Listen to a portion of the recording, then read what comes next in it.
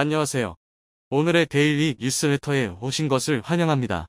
1. 한국은 개발도상국 꼬리표를 없앤다. 2. 거액의 계약이 체결된다.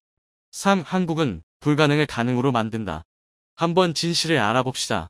한국이 개발도상국에 딱지를 떼고 선진국으로 올라선 4개월 뒤 직선거리로 10,000km를 넘는 거리를 단숨에 날아와 거제도에 도착한 아프리카 대통령이 있었습니다.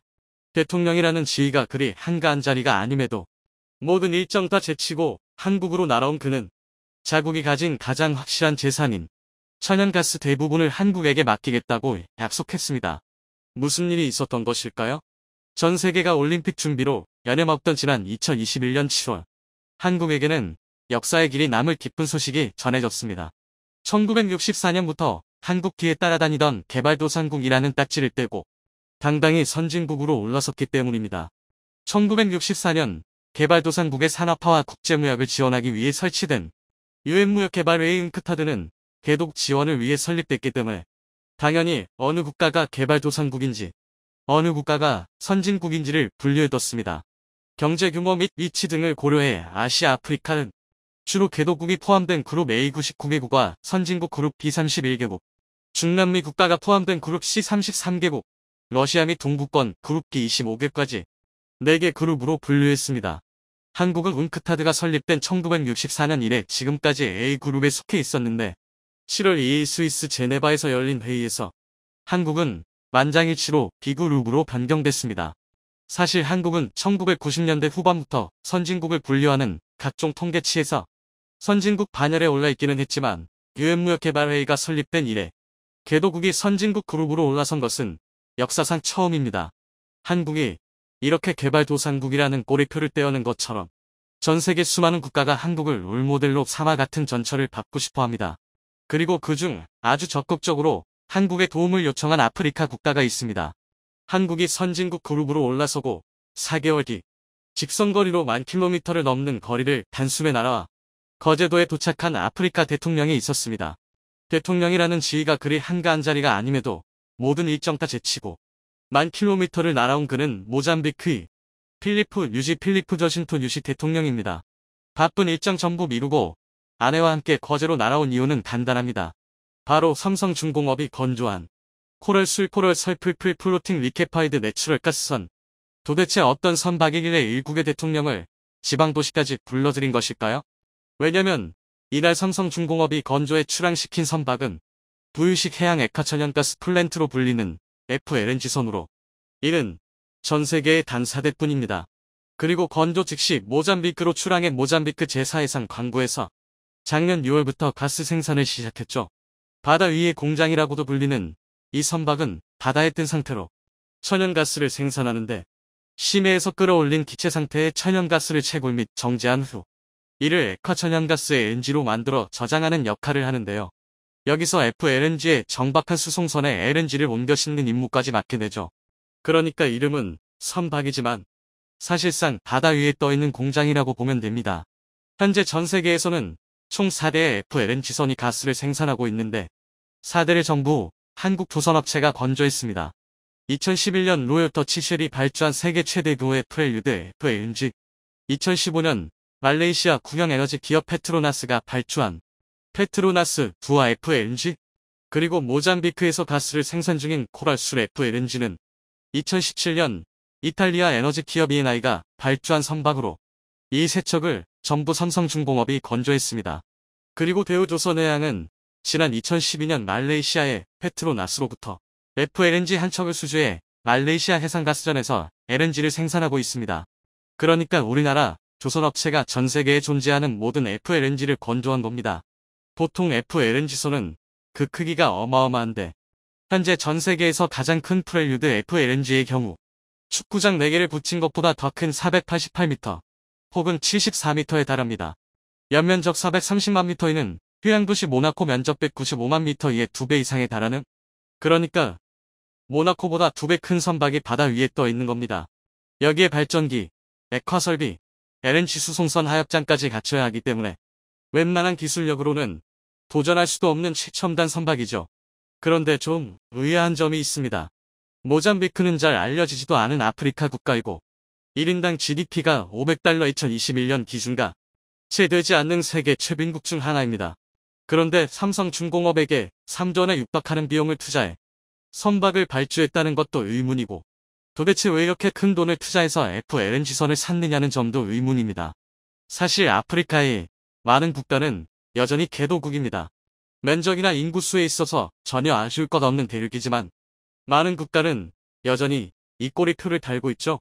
모든 것을 녹일 듯한 뜨거운 기후와 생명이 자랄 수 없는 사막.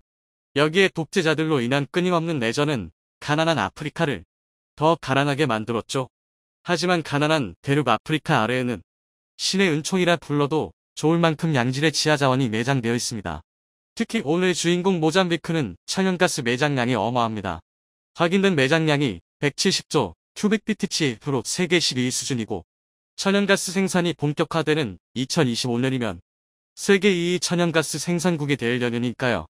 일례로 전 세계가 16년가량 소비할 수 있는 막대한 양의 천연가스가 2000년대 중반 북동부에서 발견되기도 했습니다. 아프리카 대륙 남동부에서 인도양을 끌어안은 모잠비크는 1970년대까지 해상에 천연가스가 매장됐을 것이라는 추측만 난무했습니다. 그러다 1970년 아예 탐사를 실시하기로 결정했는데 추측만 난무한 상태로 30년의 허송세월했습니다. 그러다 2004년에 아주 미미한 양의 천연가스만 발견됐고 남아프리카 공화국 사솔의 개발 사업을 맡겼습니다. 하지만 남아공의 기술력을 믿을 수 없었던 전 세계 유수의 기업들이 모잠비크를 직접 탐사하겠다고 나섰는데 미국의 에너다코와 나다르코가 전면에 등장했죠. 그리고 2011년 북동부 해상 지역에서 본격 탐사에 나서 그해 21세기 최대 규모의 가스전을 찾아냈습니다. 6개 광구를 탐사한 에너다코는 제1광구와 제4광구에서 어마어마한 양의 천연가스를 찾아냈는데 한국가스공사가 지분 10%를 취득했습니다. 그런데 모잠비크에서 본격적으로 가스가 생산되면 가장 큰 혜택을 보는 국가는 단연 한국입니다. 이미 10%의 지분을 확보하면서 당장 공급이 가능한 LNG를 확보한 것도 훌륭하지만 무엇보다 LNG 운송을 위한 LNG선 발주가 이어질 예정이기 때문입니다. 삼성중공업이 모잠비크로 보낸 FLNG선은 제4광구에서 천연가스 채굴을 위해 발주된 선박이었는데 이는 끝이 아니라 시작입니다. 왜냐면 금세기 최대 규모의 천연가스가 발견된 만큼 채굴과 동시에 이를 전 세계 곳곳으로 운송해야 하는데 이 LNG 운반선 시장을 한국 조선업체들이 독점하고 있기 때문이죠. 아마 모르긴 몰라도 모잠비크 프로젝트에서 발주될 선박의 90% 이상은 한국 기업이 수주할 겁니다.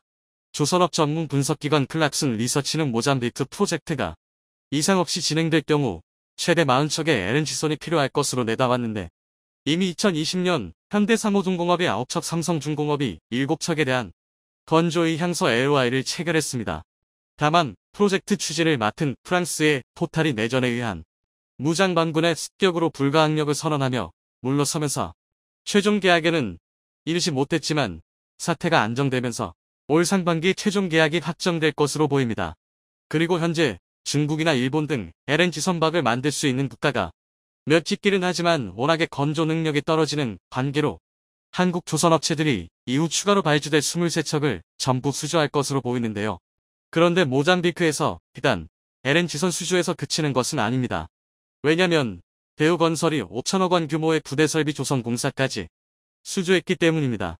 대우건설은 모잠비크 최북단 팔마 지역 산업단지에서 연산 640만 톤 규모의 LNG 에콰트레인 2기 부대 설비를 조성하는 공사를 수주했는데 그중 이중철골, 기계, 배관, 전기 개장 등 핵심 공정 분야를 시공하게 되는데요. 천연가스는 기체 상태로 존재하는데 이를 그대로 배에 실어 이동하게 되면 경제성이 너무 떨어집니다.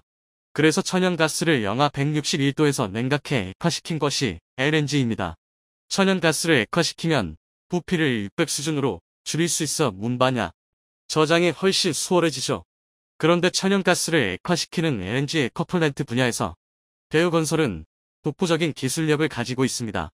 이미 전 세계에서 가동 중인 90여 기 중 10기를 시공했을 만큼 경험과 능력 모두 출중한데요. 이미 2020년 5월 2조 원 규모의 나이지리아 프로젝트를 수주하면서 전 세계 유수의 건설사들이 독점한 분야를 잠식해가고 있고 인도네시아, 베트남, 싱가폴, 홍콩 등에서도 수주에 성공하면서 그 명성을 높였는데요. 필리프 뉴지 모잠비크 대통령이 거제도를 방문했을 당시 그는 의미심장한 말을 남겼습니다. 당시 문재인 전 대통령과 오찬 자리에서 뉴지 대통령은 이후 이번과 동일한 FLNG선 1기를 추가로 발주할 계획인데 한국과 협력하고 싶다며 만약 오늘 출항한 코랄 술호가 안정적으로 조업을 하려면 안전 확보를 위해 해상경비선 3척의 배치가 필요하다. 이에 대해서도 한국의 군함을 고려하고 있다고 언급했죠. 아마 없는 돈 끌어모아 한국산 군함을 구매한다는 언지를 준 것으로 보입니다. 금세계 최대 규모의 천연가스전을 가진 모잠비크가 건설, 채굴, 수송, 경비까지 전부 한국에게 몰아주려는 것일까요? 최근 한국의 농업기술은 말 그대로 무에서 유를 창조해내면서 절대로 불가능할 것 같았던 최악의 환경에 차곡차곡 생명력을 불어넣고 있습니다. 특히 농작물이 자랄 수 없어 빈곤과 기아로 고통받는 아프리카 사막에선 이제껏 그 어느 국가도 시도해보지 않은 방식으로 감자를 키우고 옥수수를 키우고 닭을 키우더니 이제는 사막 한복판에서 새 양식까지 성공해낸 판입니다. 불가능을 가능케 하는 한국의 농업기술이 괜히 신이라고 불리는 것이 아니죠. 그런데 아프리카에서도 쌀을 가장 많이 먹는다는 세네갈에서는 한국의 쌀 재배 기술 덕분에 이제는 더 이상 수입에 의존하지 않도록 자급률을 높여주었는데 최근 세네갈 정부가 한국산 전투기를 구매하겠다고 나섰습니다.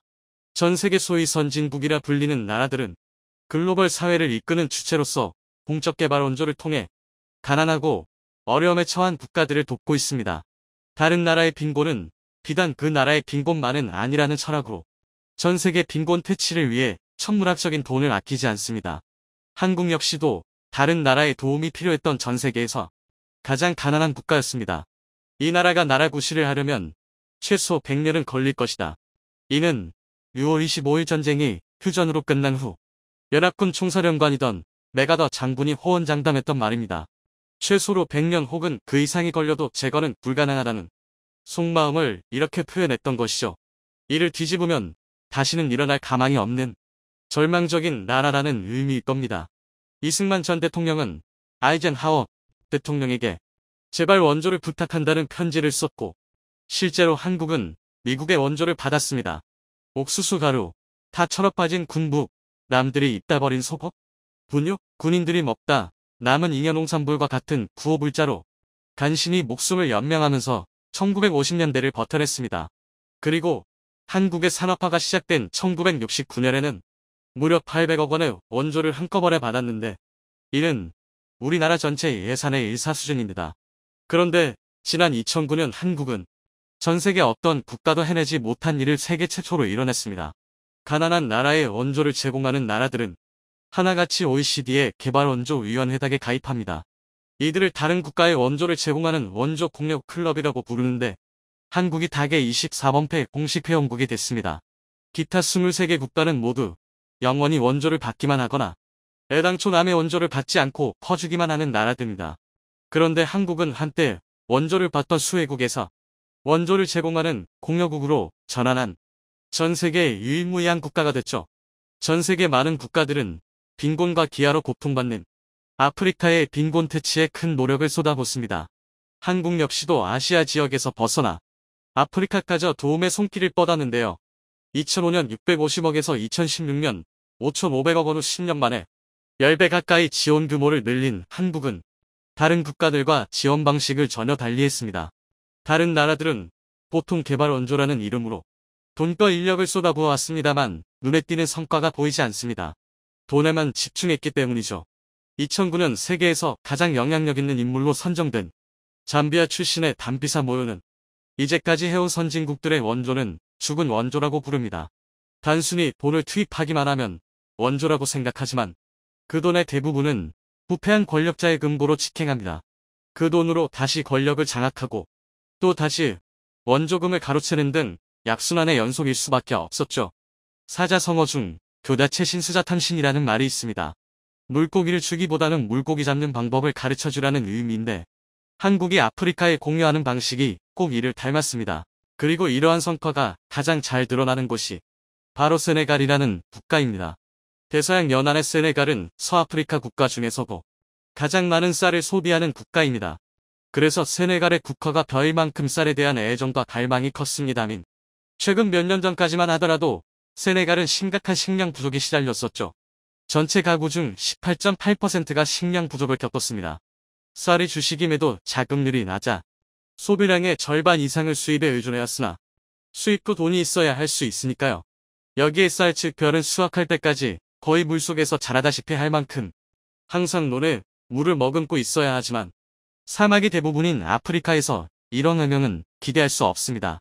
모든 것이 말라버리는 모래사막은 세네갈 정부와 국민들로 하여금 가를 더욱 갈구하게 만들었고 식량 문제 해결이 최우선 국정과제로 자리 잡으면서 급기야 한국에게 도움의 손길을 요청했습니다. 이 요청을 계기로 한국의 농촌진흥청이 커패시를 통해 아프리카벼 개발 파트너십에 참여하게 된 것입니다. 2010년 한국은 아프리카 19개국과 함께 한 아프리카 농식품기술협력회의체 커패시를 출범했는데요. 아프리카의 농업 현안을 공유하고 농업 기술을 이전함으로써 아프리카의 농업 생산성과 농가 소득을 높이는 것에 그 목적이 있습니다. 이 사업에 참여한 국가는 가나, 가봉, 나이지리아, 세네갈, 에티오피아, 잠비아, 카메룬, 케냐, 탄자니아를 포함한 19개국입니다. 이들 모두가 식량 부족으로 큰 어려움을 겪고 있어 농촌진흥청은 이들에게 쌀을 줄 것이 아니라 현지에 적합한 쌀을 직접 재배해 자급률을 높이는 것에 방점을 찍는 아프리카벼 개발 파트너십 사업을 2016년부터 10년간 시행해 아프리카에 적합한 벼 품종을 개발하는 프로젝트를 시작했죠. 가장 먼저 성과를 낸 국가가 세네갈인데요. 세네갈 정부의 요청에 따라 적합한 품종 개발에 돌입한 농진청은 결국 2017년 세네갈 기후와 토양에 적합한 이슬이라는 쌀 품종을 개발해냈습니다. 이슬이 품종은 한국의 식량 문제를 단기간에 해결해 주었던 허문회 박사가 개발한 통일벼를 활용해 개발한 성품종입니다. 1960년대 가난한 한국을 먹여 살리기 위해 필리핀 소재 미작연구소 1위에 근무하던 허문회 박사는 IR667이라는 품종을 개발해 1972년부터 국내에서 통일벼라는 이름으로 보급됐습니다. 1977년 마침내 쌀자 급자족을 이루게 한 신화적인 품종이죠. 그러나 생산성은 좋지만 밥맛이 조금 부족한 관계로 1992년 이후로 자취를 감췄지만 아프리카에서는 한국과 같은 절차를 밟고 있습니다. 일단 수확량이 좋은 통일벼 계통의 밀양이 13호, 태백을 현지 토착종과 교배시켜 1년에 2에서 3기작을 가능하게 했고 수확량은 1헥타르당 약 10톤에 이릅니다. 그래서 세네갈 논을 장악했던 사펠 품종을 대체하고 있는데 사헬보다 밥맛이 좋고 수확량도 3배가량 많아 지금은 거의 대부분 이슬이 품종을 재배 중입니다. 2018년부터 세네갈의 농업연구청이 보금을 시작한 후 재배 면적이 500헥타르에 불과했다가 2021년에는 무려 2만 헥타르로 폭발적으로 성장하고 있습니다. 그런데 농진청이 의도했던 것처럼 농가 소득에서 엄청난 기여를 하고 있는데요. 세네갈 현지에서 쌀을 판매하는 리페드 이프트라는 단체에 따르면 이슬이 쌀은 킬로그램당 800원에 판매되는 반면 사헬은 약 700원에 판매되고 있습니다. 1kg에 100원 차이라면 3배 이상의 수확량을 자랑하는 이슬이를 재배하면 농가 소득이 단순 계산해도 3배로 증가하기 때문에 세네갈 정부에서도 세네갈 농부들에게도 세네갈 국민들에게도 모두 이익이 되는 가장 이상적인 프로젝트입니다. 현재 세네갈 이외에도 아프리카 19개 국가에서 현재까지 개발된 쌀 품종만 55개에 이른다고 합니다. 말라위에서 2개, 말리에서 1개가 품종 등록을 완료했고 우간다, 케냐, 가나 등에서 8개 품종에 대한 등록 절차가 진행 중이고 9개 국가에서 37개의 품종이 현지 적응 평가를 거치고 있는데요. 아프리카 역시도 도시화와 인구 증가를 피할 수 없는 만큼 농가는 줄지만 쌀 소비량은 느는 추세를 피할 수 없습니다만 전체 아프리카의 쌀 생산량만으로 드러난 소비량을 감당할 수 없습니다. 그래서 전체 아프리카의 쌀 소비량 90%가 수입에 의존하고 있는데 한국 덕분에 아프리카는 희망을 보았습니다. 그런데 세네갈의 쌀 농사 기술을 보급했을 뿐인데 세네갈 정부가 전혀 의외의 방법으로 한국에게 보온하고 있습니다. 지난 2021년 3월 세네갈 정부가 한국의 경공벽기 FA50을 구매하겠다고 나선 것이죠. 물론 아직까지 협상 단계에 있고 완전한 구매로 이어진 것은 아니지만 그동안 세네갈은 한국산 항공기에 상당한 만족을 표했습니다. 한국이 세네갈에 벼종자 보급에 대한 논의가 시작됐던 2016년 세네갈은 한국에게 KT 기본 줄련기 4대를 발주했습니다. 그동안 아프리카에 국산 무기를 수출한 적은 있었으나 항공기 수출은 세네갈이 처음이었죠. 카원S로 멍멍된 이 훈련기는 국내 기술로 개발한 KT의 기본 줄넘기의 세네갈 공군의 요구사항을 반영해 만들었습니다. 세네갈을 뜻하는 S와 세네갈군의 상징과도 같은 테란가의 사자 문양으로 도색해 인도했는데 작년 세네갈 국방부가 주관한 대규모 국가 기동훈련에 참여하면서 외부에 공개됐죠. 그리 넉넉지 않은 정부 재원으로 대당 100억 원을 호가하는 장공기를 구매했다는 것은 큰 의미가 있습니다. 그런데 이 장공기에 상당히 만족했던 것인지 세네갈이 FA-50까지 구매하고 싶다고 나선 것입니다. 구체적인 구매 대수와 가격이 공개되지 않았으나 만약 경공격기를 구매한다면 이 기종이 될 가능성이 가장 높습니다. 이러한 의사를 전한 것은 그동안 카원S를 운용한 경험과 필리핀이 공군을 재건하는 과정에서 FA-50이 미친 영향을 참고했을 것으로 보입니다. 필리핀 역시 FA-50을 운용하기 전까지 초음속 전투기가 전부 퇴역해 공중방어가 거의 불가능한 상황이었으나 이 기종 덕분에 공군을 재건해냈습니다. FA-50은 T-50 고등훈련기에서부터 타-50 전술 입문기를 거치며 업그레이드 되었기 때문에 이 한 기종으로 훈련기부터 전투기 역할까지 모두 가능합니다. 가격이 대당 500억 원 규모로 비싸 보이지만 조종사 양성이나 공군 운용 측면에서는 경쟁 기종에 비해 훨씬 더 유리하죠. 세네갈이 몇 기를 구매할지 알려진 바 없고 실제로 구매할지도 알려진 바는 없지만 한국이 세네갈의 식량 문제를 일거에 해결해 준 만큼 긍정적인 결과를 기대해도 좋을 듯합니다. 1970년대 한국은 가을에 수확한 곡물을 겨울에 전부 먹어치우면 풀뿌리와 나무 껍질로 연명하는 보릿고개를 겪었습니다. 그러다 비닐하우스를 개발해 1년 내내 신선한 채소를 생산하는 백색혁명을 이뤄내 겨울에도 배부르게 먹을 수 있게 됐습니다. 현재 아프리카 국가들은 빈곤과 기아에 시달리고 있습니다. 그래서 한국은 이들에게 차관을 제공하거나 쌀을 제공하는 것이 아니라 이들이 자신들의 토양에서 직접 쌀을 재배할 수 있는 기술을 제공했습니다. 그리고 평생 내 굶주림에 시달리던 아프리카의 희망을 보여주었죠. 이런 것이 진정한 한류가 아닐까요? 분위기가 심상치 않습니다. 드디어 대한민국 무기체계가 현존하는 최대의 방산시장을 두드리기 시작했는데요. 바로 미국입니다. 세계적인 명품으로 자리잡은 대한민국 무기체계지만 그동안 유독 미국 방산시장에서만큼은 활약이 미미했는데요.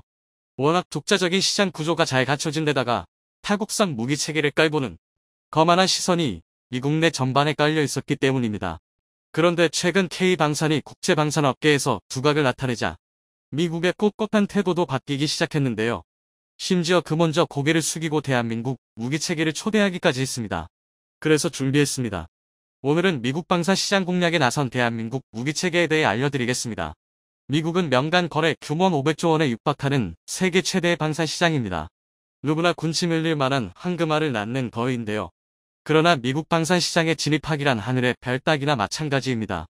미국은 무기 도입 시 자국 시장 보호를 위해 수출 희망 업체에 대하여 미국산 우선 구매 제도를 적용하고 있습니다. 이로 인해 조달 대상 제품의 원가에 미국산 구성품이 55%를 넘어야 미국산으로 인정받을 수 있고 혹여나 이를 넘지 못하면 무려 50% 할증이 붙어버립니다. 사실상 시장 경제 원리를 무시하는 깡패짓이나 다름없는데요. 이런 불이익 때문에 국내 방산업체가 아무리 우수한 성능의 무기체계를 제안해도 미국산 장비에 비해 항상 불리한 위치에서 경쟁을 시작할 수밖에 없었습니다. 그런데 지난 2022년부터 이상한 일이 벌어지기 시작했습니다. 그 콧대 높던 미국이 자존심을 한 수 접고 대한민국과의 국방상호조달 협정 RDP 체결을 추진하기 시작한 건데요. 미국은 RDP를 체결한 나라로부터 무기체계 등을 수입할 때 국익에 해가 되지 않는다고 판단하면 미국산 우선 구매 제도를 적용하지 않을 수 있습니다. 얼핏 보면 코에 걸면 코걸이, 귀에 걸면 귀걸이 식졸속 행정 같지만 이 RDP의 의미는 남다른데요. 한마디로 정리하자면 미국이 자국의 시장을 희생하더라도 추가 지불 금액 없이 도입할 가치가 있는 나라의 무기체계에만 RDP를 체결하는 것입니다. 즉 미국의 인정을 받을 만큼 K방산이 우수하다는 방증인데요. 심지어 여기서 끝이 아닙니다. 미국은 대한민국 무기체계가 원활히 자국 시장에 진출할 수 있도록 적극적으로 홍보활동까지 펼치고 있는데요. 바로 지난 2월 21일에서 23일 서울, 구미, 창원 일대에서 FCT 프로그램 홍보 행사를 개최한 것입니다. FCT, 일명 해외 비교 시험은 미 국방부가 주관하는 조달 프로그램인데요. 미국에서 생산되지 않는 동맹국의 우수한 장비와 기술을 시험 평가하고 이후 군의 요구도와 기술 수준을 고려해 미국 내 국방 조달로 연계하는 제도입니다. 미국 입장에서는 무기체계 개발, 도입에 필요한 핵심 기술과 플랫폼을 확보하고 동시에 미군의 소요를 신속하게 충족하기 위한 프로그램인데요. 반대로 말해 한국 입장에서 FCT는 국내 방산업체의 훌륭한 무기체계를 홍보할 수 있는 절호의 기회입니다. 대표적으로 LIG 넥스1의 2.75인치 유도 로켓 비공도 FCT를 통해 톡톡한 홍보 기회를 얻었는데요. 2019년 10월 FCT 프로그램에 참여한 비공은 미 국방부 평가단의 참관 아래 진행된 비행 및 사격 시험과 현장 실사 등 다수의 검증 과정에서 우수한 성적을 보이며 압도적인 성능을 입증했습니다. 당시 시험의 세부적인 사항은 비공개 처리되었지만 비공은 미 국방부 측이 제시한 말도 안 되는 조건 속에서 열발을 모두 명중하며 군사 관계자들을 경악하게 만들었는데요. 이 덕에 비공은 2022년 10월 사우디아라비아에서 도입한 2200 고속정에 탑재되었는데요. 2200 고속정이 프랑스에서 건조된 함정임에도 불구하고 대한민국의 무장체계가 탑재된 것입니다. 단순히 이것만으로도 비공의 성능이 얼마나 압도적이었는지 짐작할 수 있는데요. 이뿐만이 아닙니다. 비공은 2022년 FCT 장비로 선정되며 정식으로 미국 시장 진출을 위한 발판 마련에 들어섭니다. 여기서 끝이 아닙니다.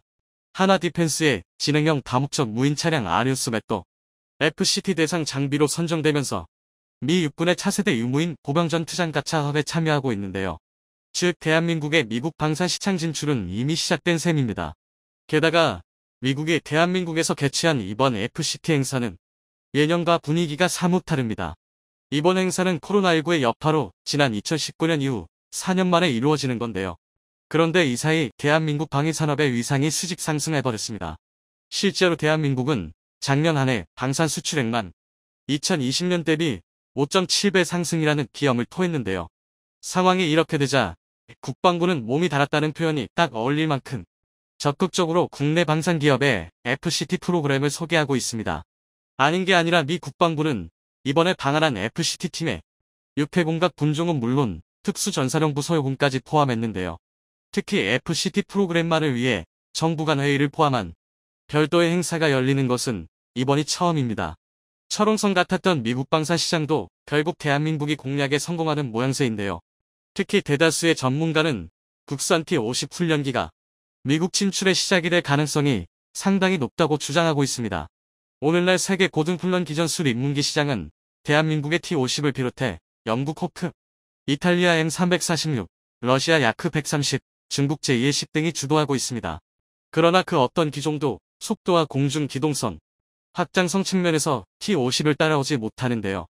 대부분의 경쟁 기종이 말 그대로 연습을 위해 훈련기로 설계된 반면 T-50은 전투기로의 전용을 염두에 두고 개발됐기 때문입니다. 이러니 동급 대비 성능면에서 T-50은 우월하다 못해 압도적일 수밖에 없고 미국마저 혹할 수밖에 없는 건데요. 그러나 T-50 개발 초기만 하더라도 이런 우수한 성능은 수출의 걸림돌이었습니다. 최근의 주목도와 반대로 T-50은 방산시장에서 부침을 거듭했는데요. 전투기급의 높은 성능이 곧 가격 경쟁력의 약화로 이어진 것입니다. 결국 T-50은 싱가포르, 이스라엘, 영국, 아르헨티나 등이 신형 군용기, 입찰 경쟁뿐만 아니라 미 공군 TX 사업 수주전에서도 고배를 마셔야 했습니다. 2016년 미 공군이 1950년대 도입된 T-38을 대체하기 위한 차세대 고등훈련기 사업을 벌였는데요. 당시 카이는 T-50을 대대적으로 개량한 T-50A 모델로 입찰에 참여했지만 결국 가격 문제로 보잉 사브 컨소시엄에 미 공군 차세대 고등훈련기 자리를 빼앗겼습니다. 그런데 최근 상황이 심상치 않게 돌아가기 시작했습니다. T-50을 기반으로 한 FA-50이 전 세계 방산 시장에서 주목받기 시작하자 이번엔 미 해군이 반응을 보인 건데요. 미 해군은 전술훈련기 후보로 T-50을 상당히 유력하게 보고 있습니다. 심지어 한국 T-50 도입을 위해 록히드 마틴과 이스라엘 레이더 생산업체 엘타의 관계자 방안을 준비 중인데요. T-50 개발에 있어 록히드 마틴의 역할을 무시할 수 없는 만큼 록히드 마틴, 엘타 상사가 개량된 T-50으로 미국 시장에 진출하려는 모양새입니다. 실제로 록히드 마틴은 지난 2022년 중순 카이와 T-50 판매 협력 합의서를 체결하기도 했는데요. 록히드 마틴에서 카이와의 협력 수준을 전략적 관계로 상향시켜 T-50 계열 훈련기의 제작과 마케팅은 물론 기체 개량, 공장 신증설 등 전 분야에 걸쳐 미국 대리점 노릇을 자처한 것입니다. 전 세계 1위의 초거대 방산기업 록히드 마틴이 T-50의 판매력을 인증한 셈인데요. 그도 그럴 게 미 공군 차세대 고등훈련기 사업에서 한번 대한민국 T-50을 제쳤던 T-7A가 개발 과정에서 적지 않은 문제점을 보이고 있습니다. 오죽하면 이미 T-7A를 선정했던 미 공군이 추가로 280여 대의 고등훈련기 추가 소요를 발표할 정도인데요. 보잉 사부 컨소시엄이 약속한 T-7A는 약속과 달리 아직 본격적으로 생산되고 있지 않을 뿐만 아니라 매우 저조한 신뢰성을 보이고 있습니다. 당초 보잉과 사부는 T-7A의 양산 모델 개발을 2022년까지 완료하고 2024년 초기 작전 능력을 확보할 예정이었습니다. 게다가 3D 프린터를 이용한 제작 공정 단순화, 애플리케이션 기반의 소프트웨어를 통한 정비 등 디지털 엔지니어링과 첨단 항공우주술의 직대성을 내세웠습니다. 말만 들어보면 전 세계를 긴장시킬 세대 교체 훈련기가 등장했을 것 같은데요. 그러나 보잉과 사부는 무기체계 개발에 있어 검증조차 안 된 첨단 기술을 적용한다는 게 얼마나 허황된 것인지를 여실히 보여주고 말았습니다. 개발비 절감을 위해 개발 과정에 컴퓨터 시뮬레이션을 과감하게 적용하고 실물 기체 실험을 생략하는 황당한 개발 전략 탓에 치명적 문제를 야기했는데요. 바로 실속과 기체 진동 문제였습니다. 특히 실속의 경우 주익을 통과하는 와류를 제대로 통제하지 못하여 항공기가 양력과 조종성을 상실하기 때문에 추락 위험이 기하급수적으로 높아지는데요. 보잉은 소프트웨어로 T-7A의 비행 성능을 제한하여 와류 간섭 현상을 완화했다고는 했지만 이미 신뢰도는 박살난 상태입니다. 결국 날개, 동체 형상 등의 전면 재설계에 들어갈 수밖에 없었는데요. 이로 인해 비용은 물론이고 도입 시간까지 늘어나게 되었습니다. 이러니 미 공군에서 출혈을 감수하면서도 새로운 차세대 고등 훈련기 도입 사업을 벌이게 된 것입니다. 미 공군이 고등 전술 훈련기 사업에서 제시한 핵심 요구 조건에는 초음속 비행이 가능하고 많은 연료 소모를 감당할 대용량 내부 연료 탱크를 갖추는 건데요. 여기에 공대공 미사일과 운용이 가능한 위성 컴퓨터, 다기능, 레이더 등과 전투기에 빠른 납품을 강조했습니다. 현재 방산 시장에서 이를 모두 충족할 수 있는 건 T-50A뿐입니다. T-50A는 기존 T-50을 전면 재설계의 연료 탱크 용량을 크게 늘리고 공중 기동성을 향상한 모델입니다. 첨단 항공 전자장비를 갖춘 것은 물론 한국 공군의 블랙이글 스팀이 T-50을 통해 보여준 바와 같이 공중 기동성 역시 수준급입니다. 게다가 이미 안정적 생산체계도 갖추고 있어 주문만 하면 즉각 생산과 납품이 가능합니다. 미 해군 전술 훈련기 사업에 T-50이 유리한 고지를 점하고 있는 것도 같은 이유인데요.